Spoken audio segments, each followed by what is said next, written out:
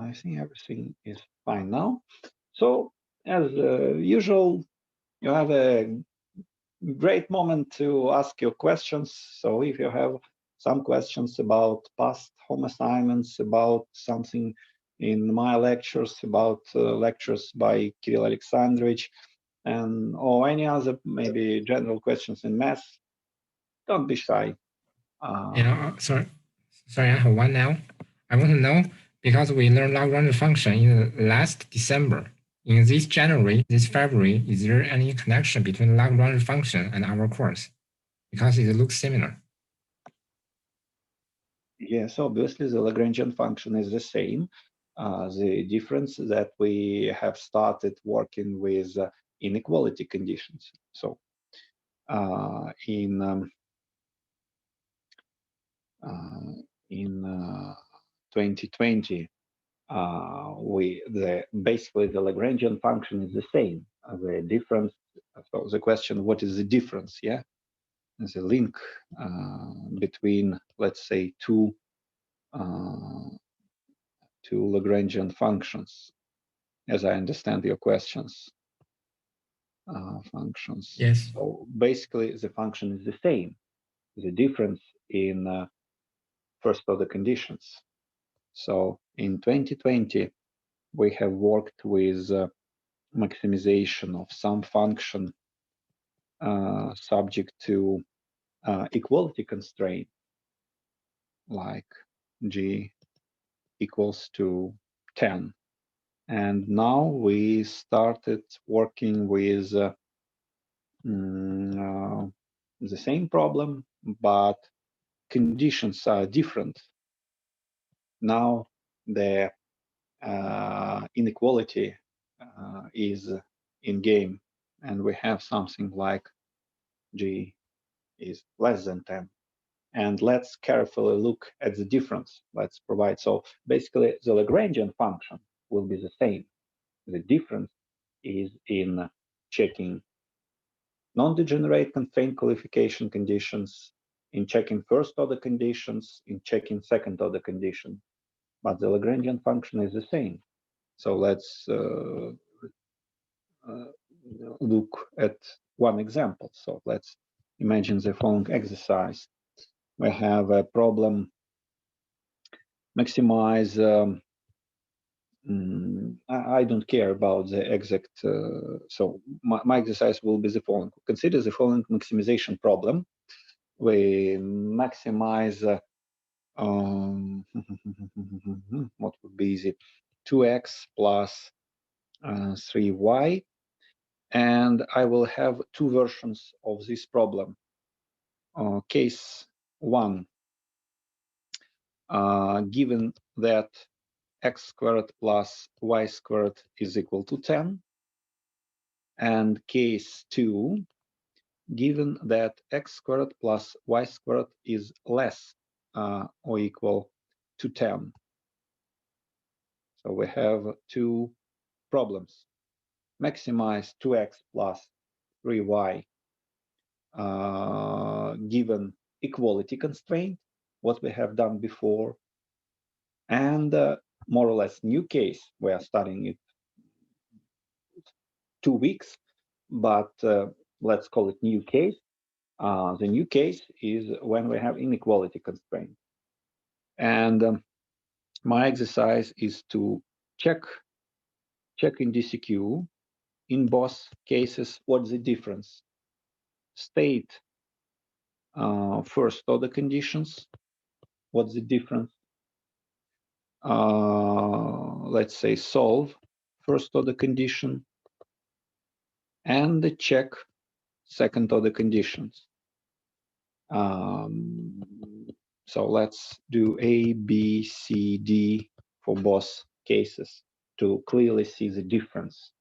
Maybe it would be better to see the difference because basically you're right. The Lagrangian function is roughly the same. Okay, how do we check in DCQ in the old case when we have equality constraint? How do we check in DCQ?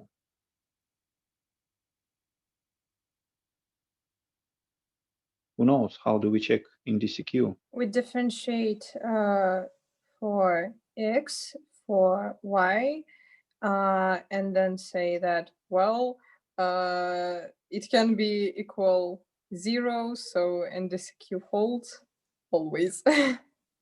Yeah, in general, yeah. In general, non-degenerate, you're right, Daria, that in general, these constraints are satisfied, but formally, what do we check?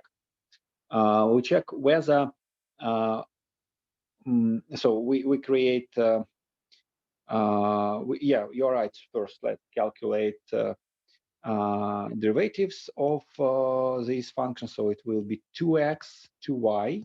So it will be a gradient, a vector.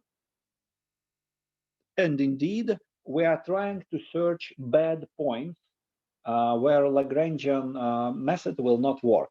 So what are the bad points? Bad points in DCQ fails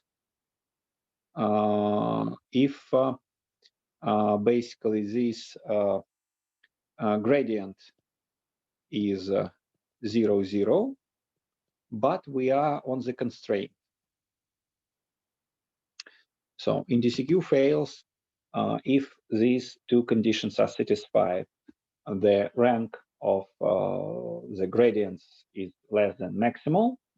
Here, maximal gradient rank is 1. We have one line, so maximal gradient is 1, and the gradient less than 1 is gradient rank less than 1 is rank 0. So all derivatives should be 0 if in DCQ fails. And obviously, there are no solutions. No solutions, because if 2x is 0 and 2y is 0, then basically x squared plus y squared cannot be 10. No solutions, but it's a good message, yeah, that no solutions. We are happy that there are no bad points, and Lagrangian function, Lagrangian method will work and will catch all the extrema. So in this case, we have no bad points, so no solutions. Sometimes we are unhappy, oh, no solution. But in this case, that means that there are no points where DCQ fails. No points where DCQ fails. What changes in when we check in DCQ for this problem? The problem is we check in DCQ for active. Active means satisfied as equalities constraints. We check in DCQ for active constraints. But the problem is that before solving problem, we do not know whether this condition will be equality or it will be strict inequality. So before solving the problem, I'm not sure whether x squared plus y squared will be active, or x squared plus y squared will be strictly less than 10.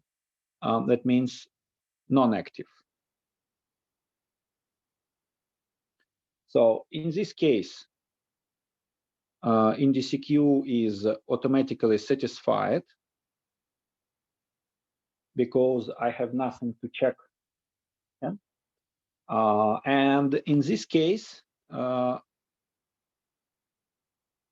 will have the same system of equations to search for bad points where DCQ is not satisfied. So I will have exactly the same system for bad points. 2x to y equals 0, 0, and x squared plus y squared is equal to 10. And we have already solved it, that there are no bad points for which we need. So if we will, so what will happen if we will catch such bad points? That means that we should check them specially. So maybe we can draw a plot But what will happen if in DCQ doesn't hold? What can we do? We should check these bad points, especially whether there is maximum, minimum, or nothing in these points. Okay, you see the difference between checking in DCQ. Yeah. So, for example, just a small example. If, for example, I have, let's say, two constraints. So if I have, because this is more interesting, if I have something x plus y plus z is equal to 10, and x squared plus y squared plus z squared is equal to, let's say, 5, yeah? So in this case, when I check in DCQ, when I have equality constraints, then I should write this is the matrix of all first derivatives, and it will be 1, 1, 1, 2x, 2y, 2z. And if I'm searching for bad points, what should I write? I should copy original constraints. So if I'm searching for bad points, and I should add condition for bad points, that rank of the matrix of the first derivatives is less than 2. Is less than 2. So this is the set of conditions for bad points. Or if I have two inequalities, x squared plus y squared plus z squared less than 5, then I will need to check a lot of conditions, because I don't know in the beginning of my solution whether conditions are active or non-active. So there may be like 4 cases. Both conditions are non-active. First condition is active, second one is non-active. First is non-active, second is active, and both conditions are active. For the first case, there is nothing to check. So we may even omit this in general. For the second one, what do I need to check? I need to check that the matrix of the derivatives of active conditions only will be 1, 1, 1. And condition for bad points is rank of G is less than 1, and x plus y plus z is 10. And we see that it is not possible because the rank of this matrix is 1. What will be the condition? What do I need to check for the case when the first inequality is non-active and the second one is active? What should I check? What should I check in the second case? What will be my system of equation to search bad points?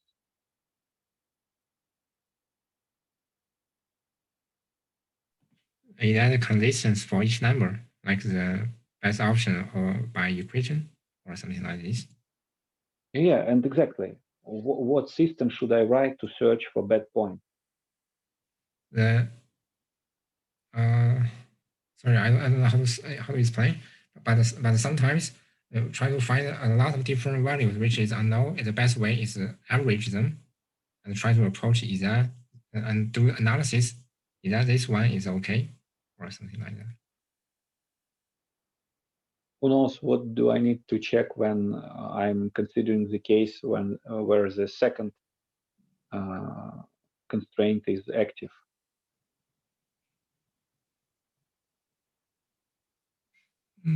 Sorry, I don't know. Also, just take the derivative, like 2x, Yeah.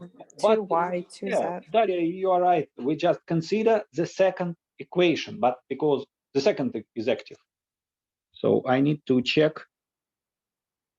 So if I say that that equation is active, Active is just satisfied as equality.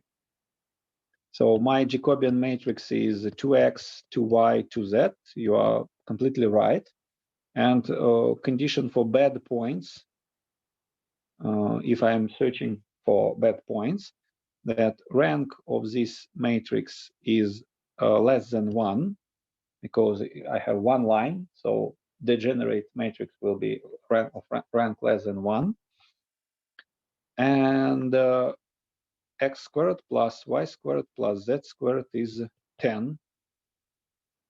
And once again, I see that it's not possible, because rank 0 means that all values in the matrix are 0. Okay, so once again, I have no bad points. And the last case, I need to consider two equations: x squared plus y squared plus z squared equal to 10, x plus y plus z equal to, oh sorry, it was equal to 5. Never mind, it was 5. That one was 10. And to consider this case in DCQ, we say that Jacobian matrix is 1, 1, 1, 2x, 2y, but basically we have done this. Rank of J is less than 2, x plus y plus z is 10, and x squared plus y squared plus z squared is 5. And once again, we also get that there are no bad points, because rank of this matrix can be only, if not 2, then 1. Yeah, do you see, or do I need to check this? No, everything is clear. Okay, let's go on. Let's continue with my first example. So my first example was this function maximize 2x plus 3y given x squared plus y squared equal to 10, and x squared plus y squared is less than 10. Let's consider this example. Let's continue. So we have maximization problem of 2x plus 3y. Subject to x squared plus y squared is 10. And here subject to x squared plus y squared is less than 10. In this case, I do not care at all how I include my constraint in Lagrangian function. So I may write Lagrangian function like 2x plus 3y plus lambda 10 minus x squared minus y squared. Or I may write L like 2x plus 3y plus lambda x squared plus y squared minus 10. Or I can write minus lambda 10 minus x squared minus y squared. I do not care at all. Okay? Because the sign of lambda we have in the 2 months ago, we have never considered the sign of lambda, because we have no conditions on the sign of lambda when we optimize given equality constraint. Okay? And now, when we have inequality constraint, we should be careful about the sign of lambda, because we have restriction on the sign of lambda. So we should be careful. And there are many rules to remember how to include, how to impose correct inequalities. There are many mnemonic rules. My favorite one is to be greedy, to say, I want maximum, I want greater than 0, I add plus lambda, my lambda is positive, not negative. So so I think this, but there are many rules. There are some rules that maximize given that you are limited. So there are many mnemonic rules to remember how to put correct sign. But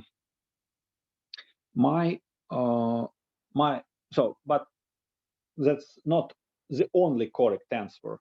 So one of the correct answer is just bigger plus bigger mnemonic rule. So I will rewrite my inequality like 10 minus x squared minus y squared is bigger or equal to 0. Then in my Lagrangian function, I will include 2x plus 3y plus lambda. I will have here plus lambda to 10 minus x squared minus y squared. So this is my Lagrangian function. So what is the bigger mnemonic rule? I'm greedy and I like to have maximum. So that's the first point you need to check. Second one, you need to have your constraint bigger than 0. Third point, you check that you have plus here. And finally, let's write first order conditions. Let's write all the first order conditions. Let me consider this case for compatibility, for comparison only. But when you work with equality constraints, you can use any constraint. You may use the third one. Okay, what will be the first order constraint? dl dx is 0, dl dy is 0, dl d lambda is 0. And the first order conditions, all the first order conditions.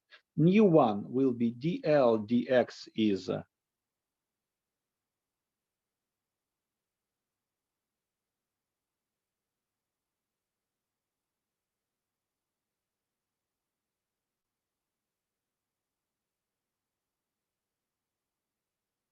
what will be dl with respect to dx? And why there are zeros? Where? In the left. It will be minus 2 lambda x. You mean, so that's conditions, but if we take derivative, yeah, you will have something like with respect to понятно, 2 minus lambda times 2x is 0. So these are conditions, yeah, but if we consider your particular function, so this is a general form, this is a particular one. So yeah, for this particular function, yeah, you are right, you will have something like 2y and dl d lambda is 10 minus x squared minus y squared. And in this case, so first let's write general setup, and then we will apply these general conditions to our particular problem. What is the necessary condition for dl with respect to dx?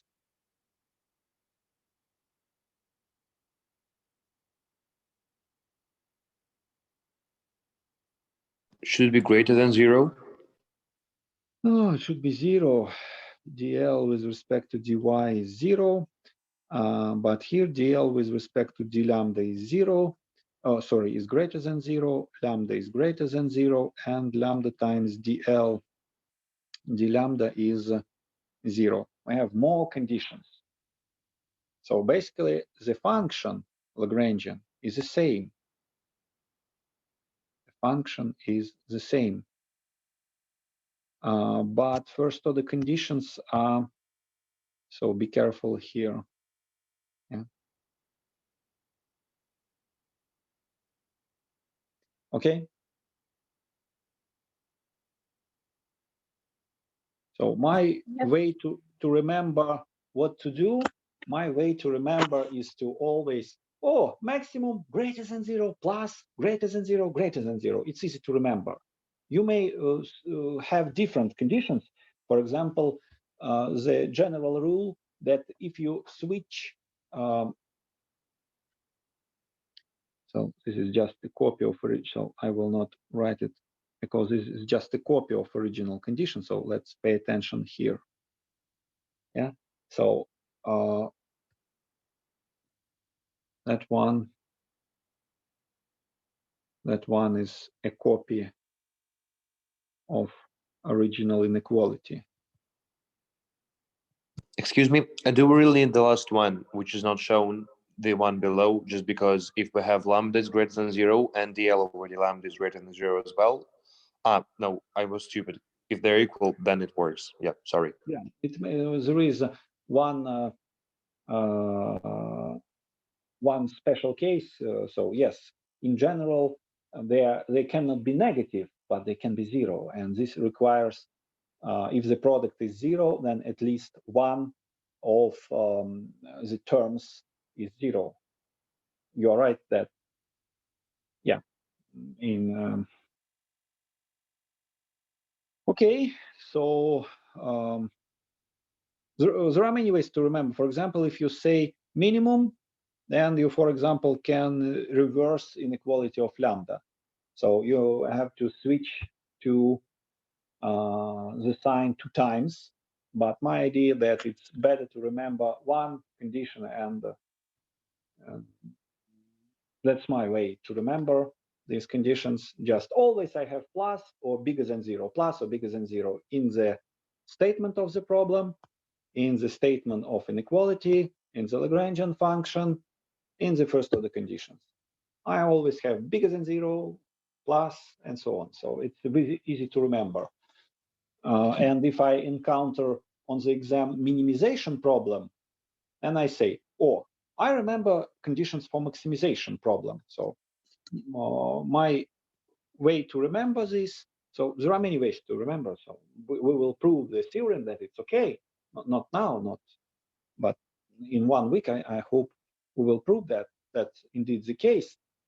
But when I encounter on an exam the problem minimize f of, I don't know, minimize f of x squared plus y squared minus x cubed, then I say, oh, no problem. I remember conditions for maximization. I don't remember conditions for minimization.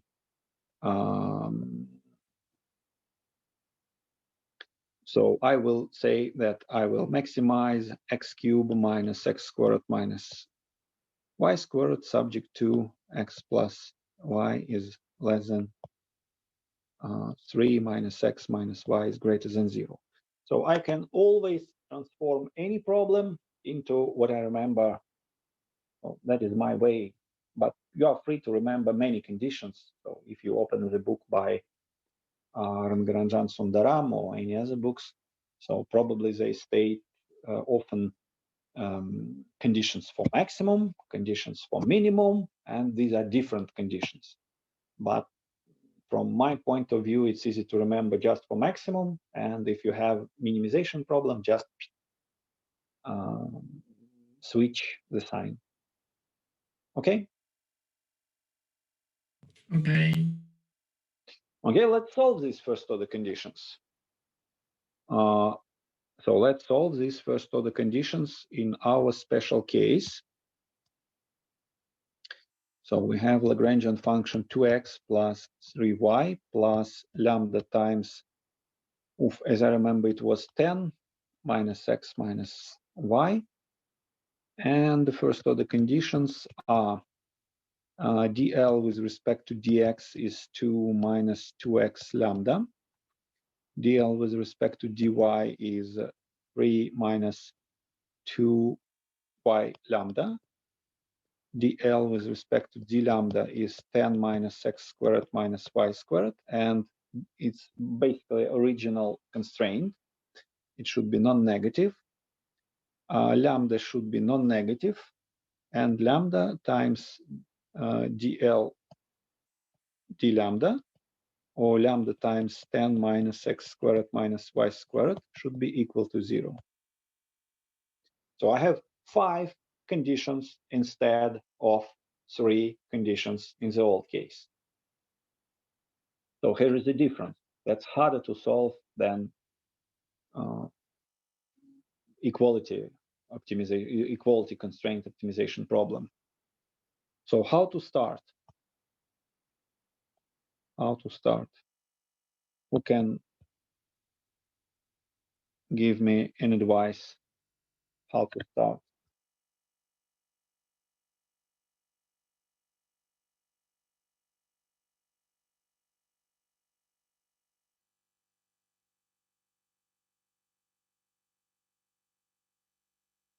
First, we should, I think, derive lambda from all of the like first and second, and then equate it.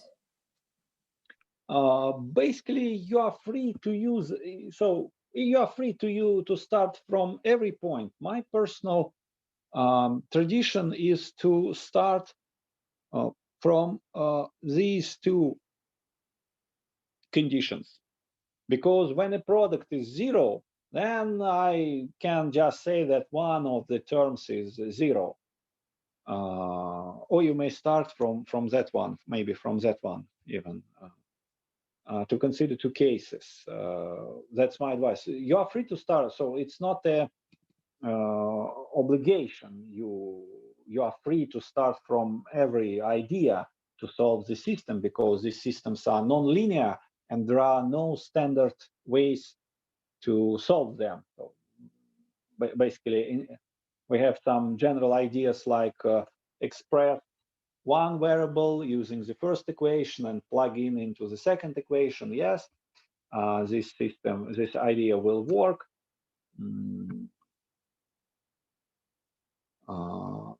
But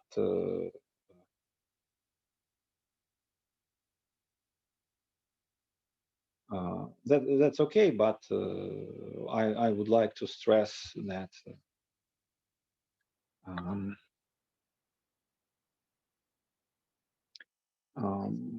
you are free to start from every point. So I will consider two cases. Lambda is greater than zero, lambda is zero. If lambda is greater than zero, I immediately get that 10 minus x squared minus y squared is zero. And if lambda is zero, I immediately get that 2 minus 2x times 0 is 0. 3 minus 2y 0 is 0. And basically, I see that there are no solutions. No solutions for that case. And I will continue with the case when lambda is greater than 0. I will just copy these two equations. 3 minus 2y lambda is 0. What else do I need? I think that's all. Yeah. Instead of 5 conditions, now I have only 4 conditions. That's much better. 1 condition less. Let's continue. Let's express, for example, we may express lambda as it's non-zero. We can divide for free and so on. Yeah.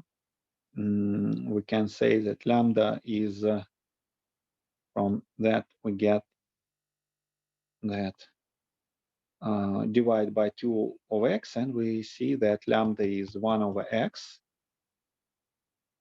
And from the fourth condition, we see that lambda is 3 over 2y. They are equal. So 1 over x is 3 over 2y. 2y is 3x. Or maybe x is 2y over 3. We plug in into the first equation. 10 minus x minus 2y over 3 squared minus y squared is 0. And I have probably two suspicious points, or maybe even one. Let's check. We have 10 equals to y squared plus 4y squared over 9. Y squared over 13 over 9 is 10. Y squared is 90 over 13. And basically, I have 2 points. Yeah, anyone is with me? Everything is okay? Yep. Okay, let's move on.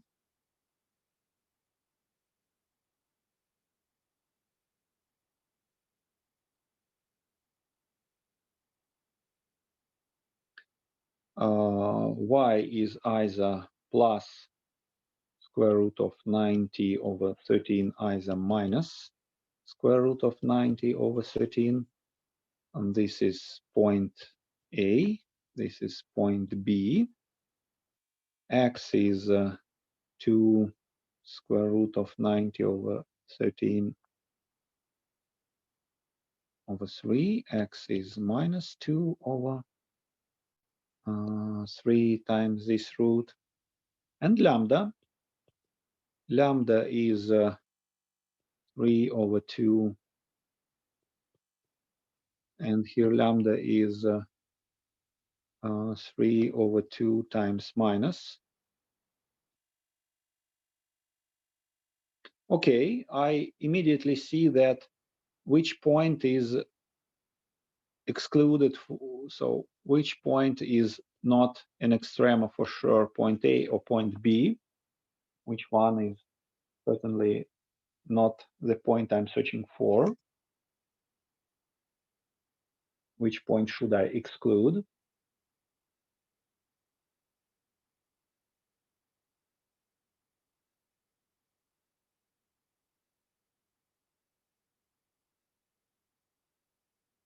The second point as lambda is less than 0. Yes, less than 0.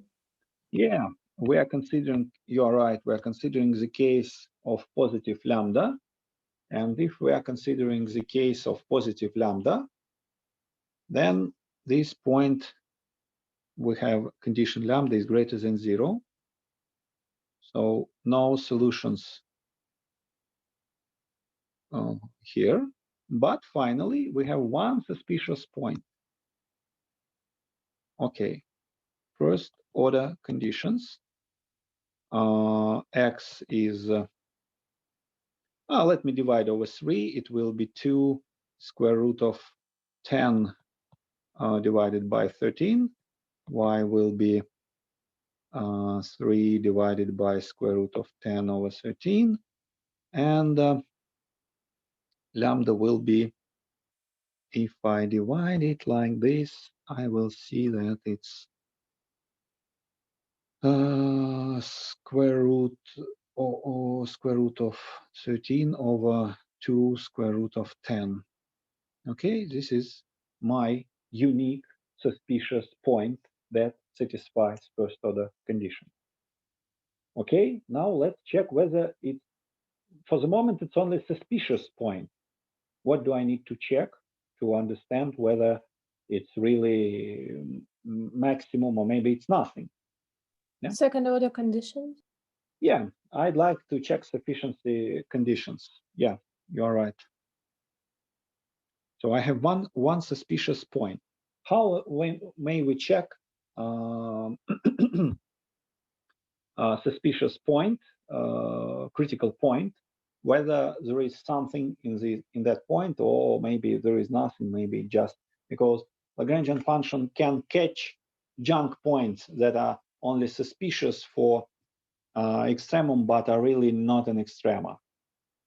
How we can classify them as, so basically what we can use, and in this case, equality, all the theory, so we have what to do. So how to check sufficiency. And we have two cases, equality constraint and inequality constraint.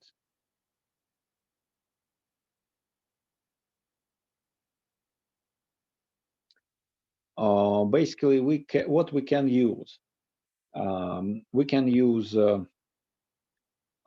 plots. Yeah, that's a great idea. Use plots to show that it's the maximum or minimum. We can use Weierstrass theorem. And in the inequality constraint case, we can also use Weierstrass theorem if it's applicable. Yeah, we can use concavity, convexity,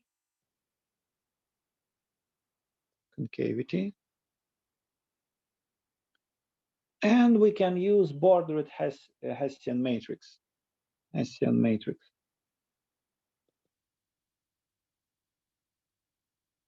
There is only one subtle difference there, that we build a Hesse matrix for active constraints.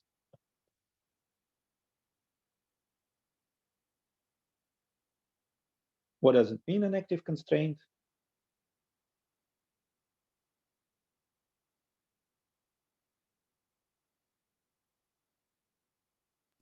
Equality.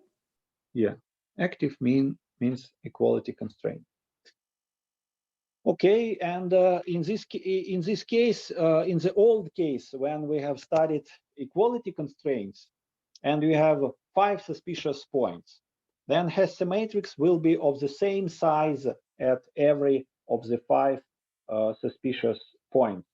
But when we work with inequality constraints, in point A, Hesse matrix may be of size 2 by 2. In point B, Hesse matrix may be of size 3 by 3, because there are more active constraints there. Or at point C, it may be of size 7 by 7. So the Hesse matrix is of the same size for each points when we work with equality constraints. So it has the same size for all the points, all the critical points. And the size may vary at the critical points. Because in one point, both constraints may be active. In other point, none of the 2 constraints may be active. In the third point, only one constraint of the 2 constraints available may be active. So let's consider, but we may use also plots, Weierstrass theorem, concavity. So do not forget about alternative ways, because the Hesse matrix, in general, you need to calculate determinants, and it's ugly. Basically, my advice is to go, this is the most preferred. If you can do plots, do plots. If you cannot do plots, then go with Weierstrass theorem. If it's not applicable, then use concavity, convexity. If you cannot use concavity, convexity, okay, then calculate this bordered Hessian matrix, calculate its determinants, and so on. So my advice is to go first, second, third. But you are free to use any way. Maybe if you are the god of determinants, then or the goddess, so you can calculate determinants in your head without writing on pen on papers. And if you calculate determinants without any errors, you are very sure. And you may start with the fourth approach with Hesse matrix. Okay, let's check whether the constraint is active. In my case, I clearly see I don't need to plug in the points into constraints. Just look at the system we have solved. The constraint is active. I don't need to check to plug in, because I just look at the equations I have solved. So in my case, the constraint is active. Okay, so I will use the first approach with plots. My constraint is x squared plus y squared is less than 10. So it's a circle. It's x is y. It's x squared plus y squared is less than 10. And in my case, I need to maximize 2x plus 3y. I make 2x plus 3y equal to c. And I draw level curves. Level curves. Let me draw level curves in red. 2x plus 3y has a slope a little bit less than 45 degrees. So my level curves goes like this, like this.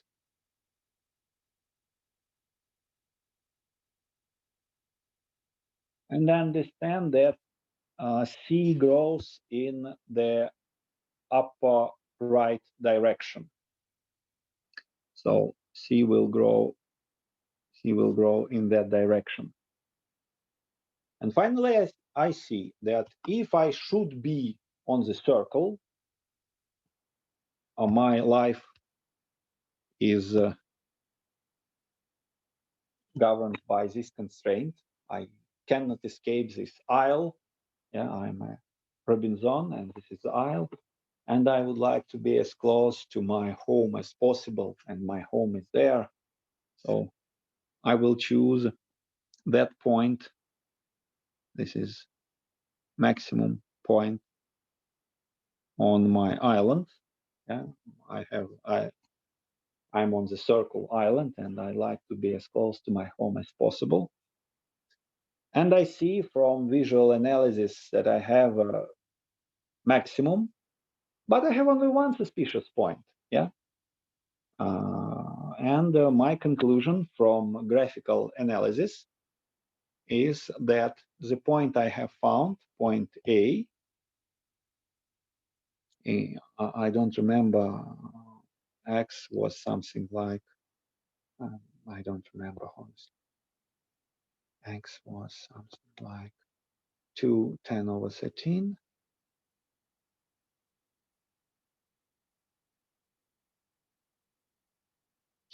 To square root of 10/13.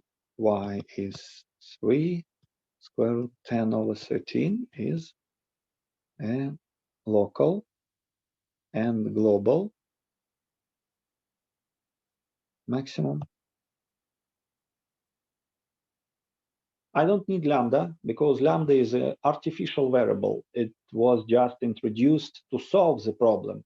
In original problem, there are no lambda, so the final answer should not include lambda because lambda is just artificial variable which we have used to solve the problem, but we don't really need it to state the answer. The question was to maximize the function given the constraint. There are no lambda in the question, so there are no lambda in the answer. X is y is 3 times square root of 10/13. Basically, we have 1. Okay, any questions? Sorry, I have a question for this. Yeah. I want to know because the continuously for this function is based on a part of the direction, right? Or it's just happen all the time? Sorry, what happens all the time? For example, we have a lot of red lines on this graph. There is a direction, like there is a curve or there is an angle. Yes. What is the question? I just want to know because here C was increasing. I want to know this increasing was always happening, or there is a point the increasing will stop. Yeah. Okay.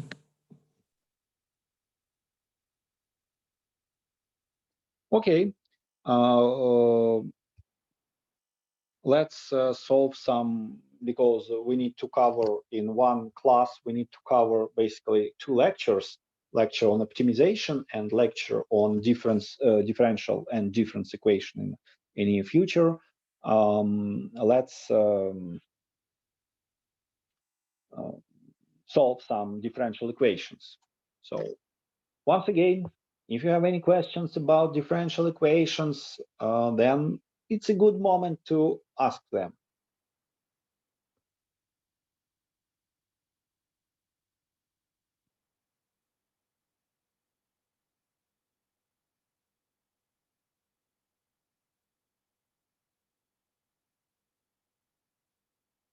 Could we discuss a little bit the last topic of the Kirill Alexandrovich lecture about the linear differential equations with constant coefficients?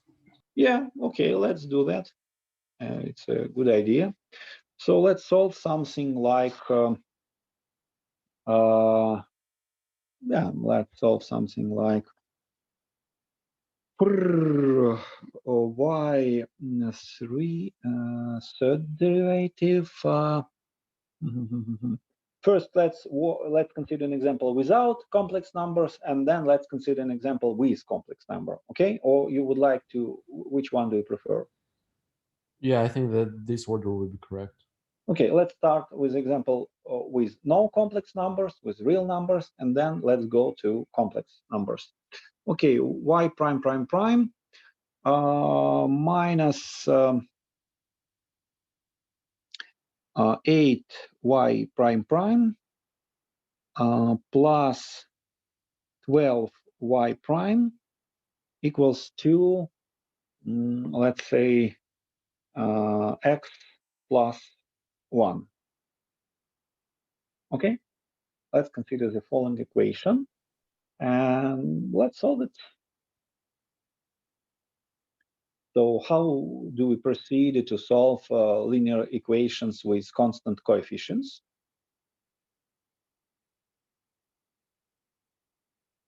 What is step 1 of our approach?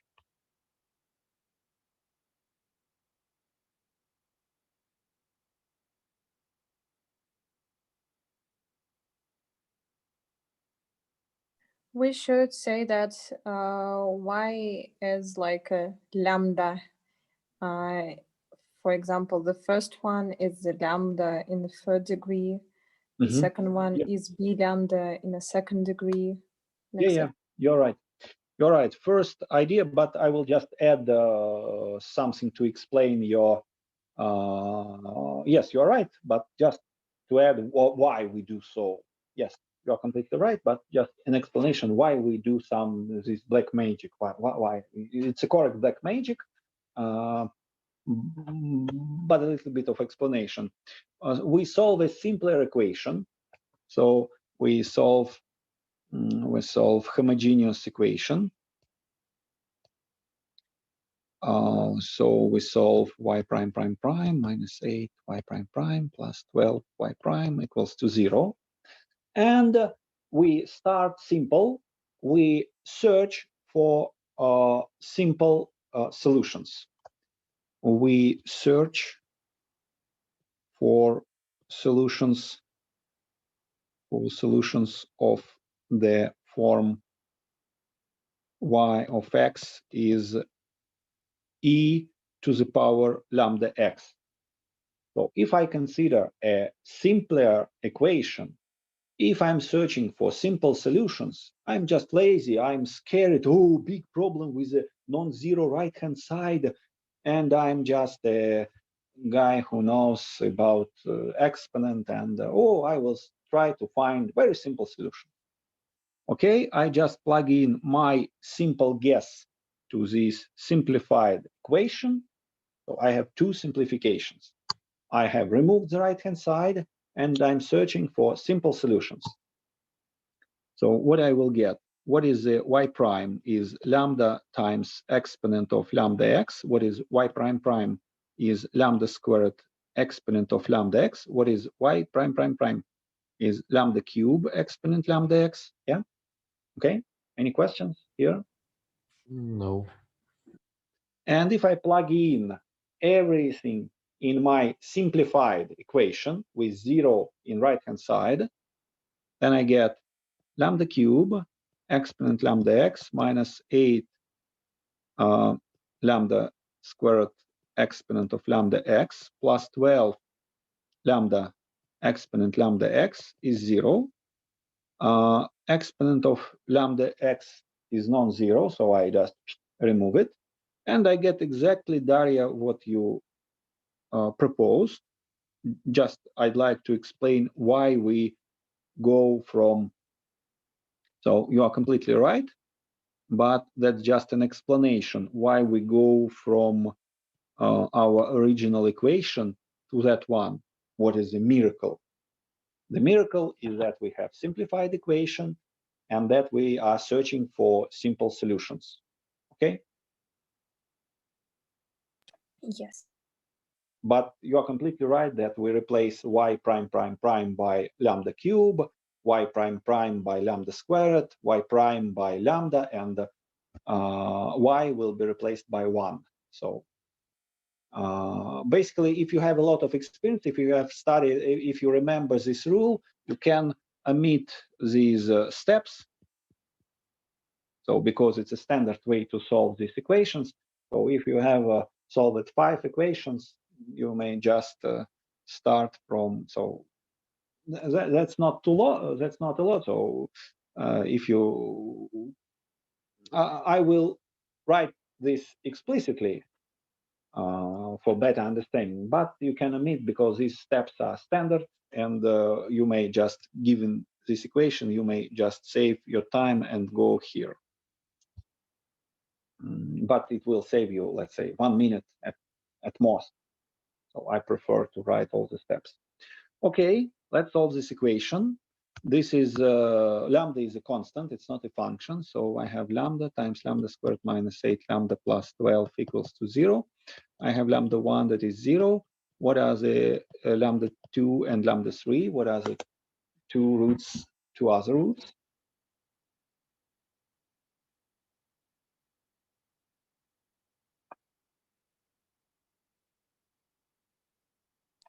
Two and 4.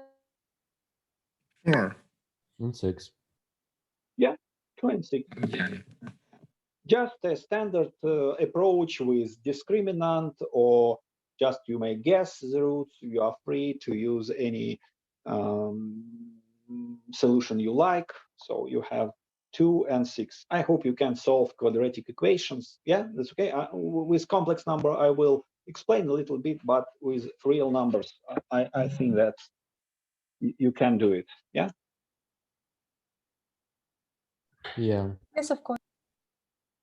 Okay, so we for this equation we have lambda exponent lambda times x, or just 1.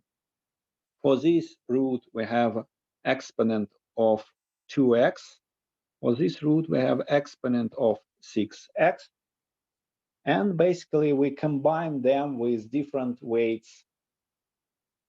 So we have y of x is c1 times 1 plus c2 times exponent of 2x plus the third constant times exponent of 6x, where we can, I will be as explicit as possible, where c1 belongs to the set of real numbers, c2 belongs to the set of real numbers, and c3 belongs to the set of real numbers.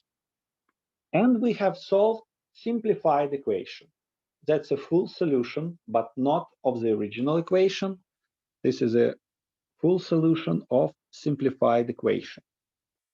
We need to go to step 2. We need to guess at least one solution of original equation. Let's guess at least one solution of original equation. So step 2, we have an equation like y prime prime minus 8y, sorry, y prime prime plus 12 y prime equals to x plus 1. We need to guess one solution. I see that in my right-hand side, I have a polynomial. It's a polynomial. So I will guess the solution of one solution of this equation as polynomial. Let's calculate the degree of this polynomial. What is the degree of this polynomial?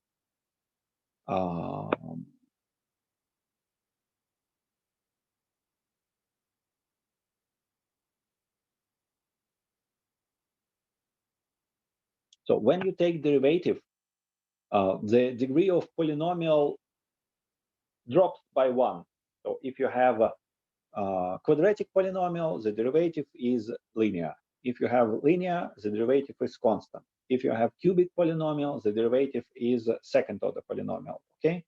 So when you take derivative of polynomial, it drops down by 1, okay? Yep.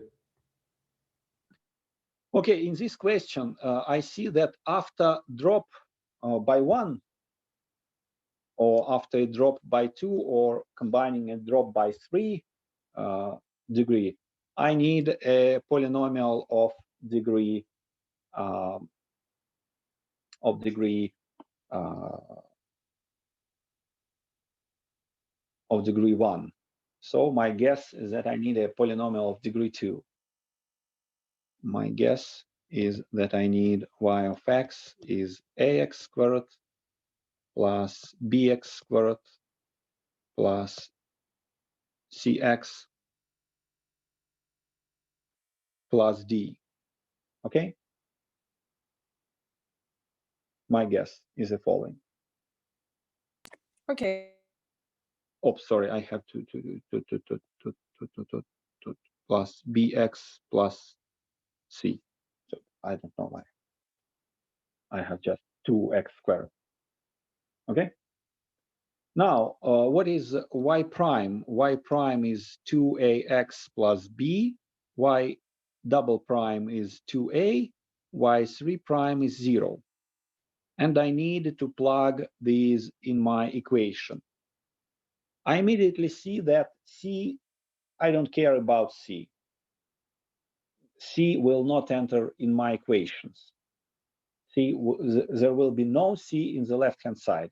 So let's simplify, as there are no dependency on c, and I'm searching for one solution. Let's use c equal to 0, because it will be simpler, and it will not influence whether I will get a solution or not. Okay, so I have 0 minus 8 times 2a plus 12 times 2ax plus b equals to x plus 1.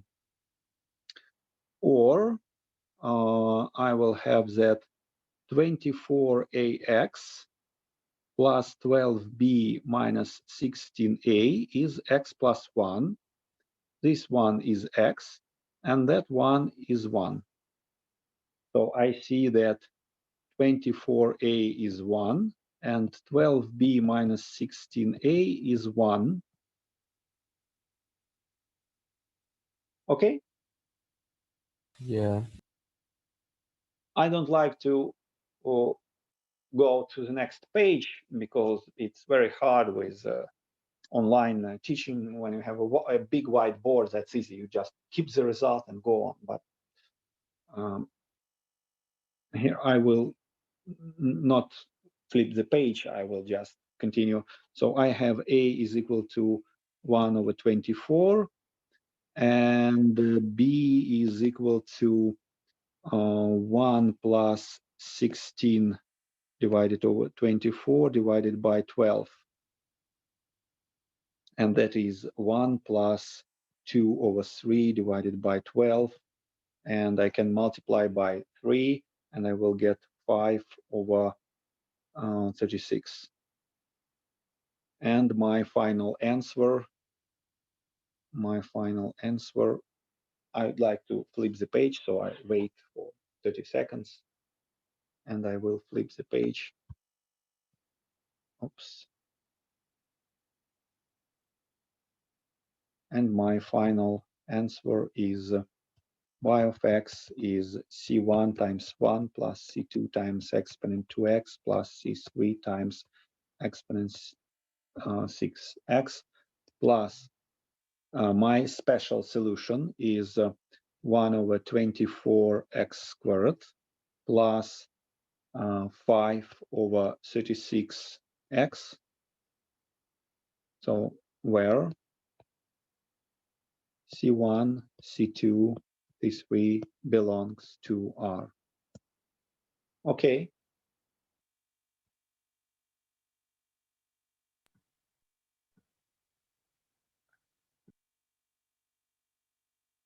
Any questions? Should I wait, or we may go to complex numbers? Let's go to complex. No question. Okay, let's go to complex numbers. Let's consider an equation like y prime prime minus, let's say, 6y prime plus, just let me have a good solution. 13y equals to, let's say, 26. Once again, now a little bit, we will go quicker. So step 1, we simplify equation. Y prime prime minus 6y prime plus 13y is 0. Then we replace y prime prime by lambda squared. We replace y prime by lambda. Y we replace by lambda. The logic behind that, we searching a solution of type. So logic behind is y of x is we search for a simple solution. So there is a logic behind this magic substitution. Why we replace y prime prime by lambda squared? It's magic. And it's not a magic, we're just searching for a simple solution. So we get lambda squared minus 6 lambda plus 13 equals to 0. We have this determinant that is discriminant, sorry, not determinant, it's in linear algebra, like 6 squared minus 4 times 13, it will be 36 minus 52, yeah. It's minus 16. So if we work in complex numbers, it will be minus 4 plus minus 4i squared. We have two solutions, two roots, because if you take 4i squared, you get 16 times minus 1. If you have minus 4i squared, you have 16 times minus 1. And so we have two solutions. So we have lambda 1 is 6 minus 4i divided by 2. Lambda 2 is 6 plus 4i divided by 2. And we have two roots. Lambda first is 3 minus 2i. Lambda second is 3 plus 2i.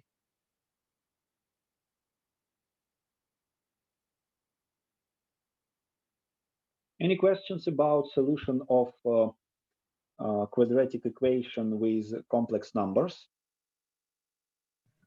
Yeah, I have a question about this. So for example, we have two values all equal to minus 1. It means it's all not a true number, or this answer could not be proven. Sorry? Sorry, I mean, for example, if we have a function, two of the value all equal to minus 1.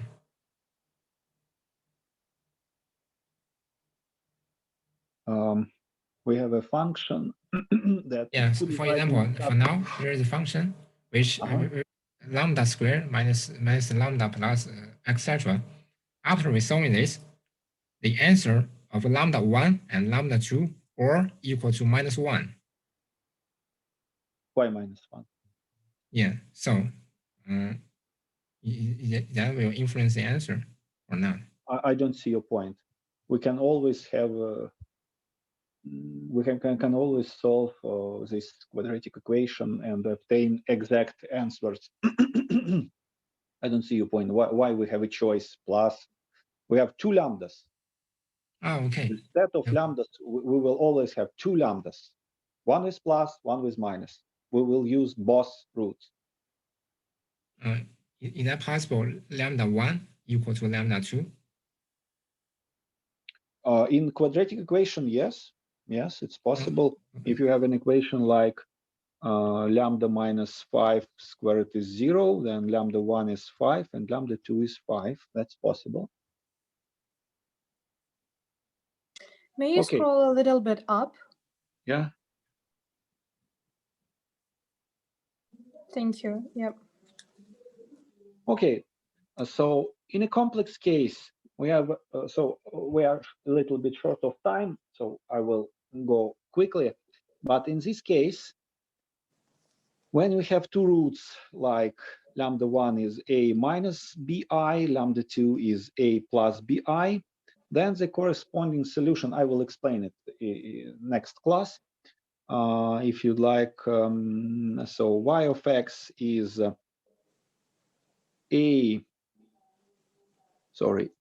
exponent of ax times cosine b plus I sine b. In my case, oops, sorry, C1, C2, I forgot C1, C2. C1 cosine bx plus C2 sine bx. And in my case, I have exponent of 2x times C1 cosine. Sorry, here I have 3, and here I have 2x plus C2 sine of 2x. So this is solution of my simplified equation with right-hand side 0. Okay, any questions here?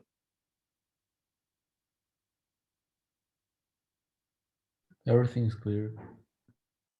Okay, so for the moment, we just remember this rule, and I'll try to explain it. I hope that Kirill Alexandrovich has explained, but I will try to do it again because it's not obvious. It's a tough point. Why so? Okay, and let's go back to our equation and let's quickly solve step 2. Step 2, I see that I have a constant in right-hand side. Right-hand side is constant. So I try to find a constant. So if y is some constant d, then y prime is 0, y prime prime is 0, and I have an equation like 0 minus 6 times 0 plus 13 times d equals to 26, and d is equal to 2. So here step 2 is very easy. My solution is just y equal to 2, and I obtain a final answer. Final. It's solution of homogeneous equation.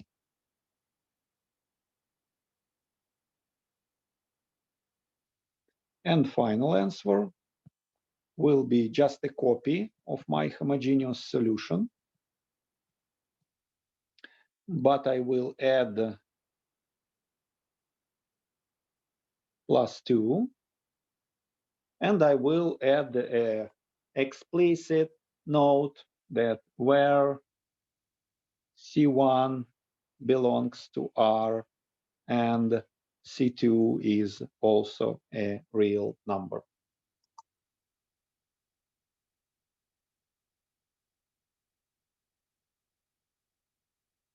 Okay? Okay, thank you.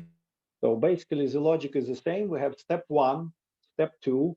The only subtle difference is that we see that cosine and sine will appear if we have complex root of characteristic equation. Excuse me, I have a question for this. So we use sine and cosine because we want to find the direction for this value, right? We want to find which direction? For the direction for yx or for y. We want to find the value of y. So we need to use cosine and sine to explain, right? Oh, I don't see your point. Could you just type your question in chat? I can. Yeah, okay. I just can't understand what's about direction.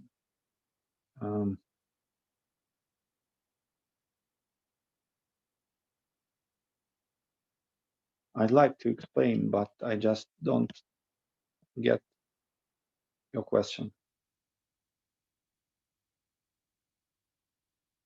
We want to find the derivative of y, so we need sine and cosine to find. No, we don't need to find the derivative of y. That's already y. It's a solution. Why do we need a derivative of it?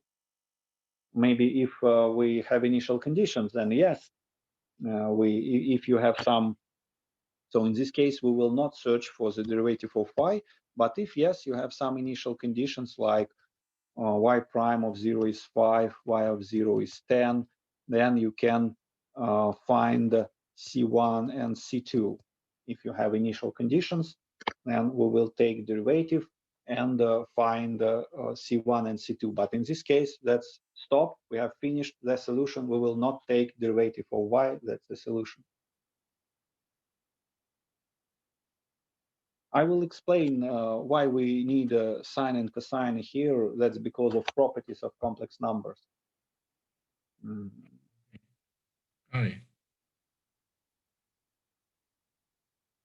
Okay, so if you have any questions, just write me in the chat and I will try to answer your questions.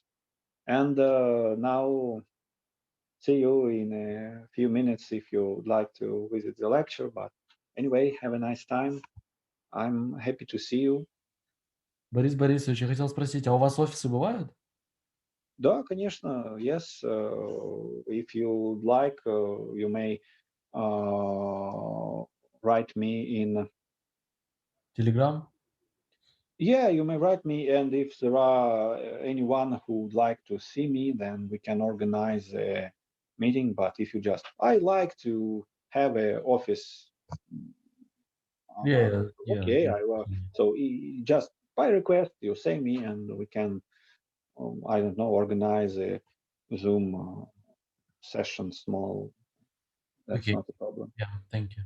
So if you have a question, just write me, and we will. I have a question. I type it. Yeah. Means if the value is 10 over 3, means we find the value but never exactly get 3.33333, is it? Sorry, I don't see your point. The 10 over 3 is 3 and 3 in a period. It's yeah. So you may write the question like this. You may write the if the answer is 10 over 3, then you may write the question like that or like that. Both variants are okay. Yeah. So for this function, because we want to find its point on a graph or on a line, it's impossible. It's always explaining itself because there is consistently 3, 3, 3, 3. But we can just explain it by using this way, right? We do not need to exactly find a point on the graph. I don't see your point. You are free to, because we are not drawing exact plots. We never draw. Even on computer, you cannot draw exact points. You have a size of pixel. So we are like, I don't remember who has said that geometry is the art of correct reasoning using incorrect plots. So we always do incorrect plots. That's okay. So if you have some function that goes, so for example, how can I plot cosine of x? That's a good plot of cosine of x. That's a good plot, so that's okay. I just need to say that this is 1, this is -1. I need to state that this is 2 pi, yeah, and this is pi. So that's not a problem for me to show a point like 3.15 and so on, or 14 and so on the plot. That's okay. We never do exact plots. We have, it's when we even use the word sketch. So I need to to be careful with the plot, but that's okay with the plot of cosine. I don't care about 3.3333. It's okay. I can. Okay. 3.333 is here. The problem is to be correct. That is on the right side of pi.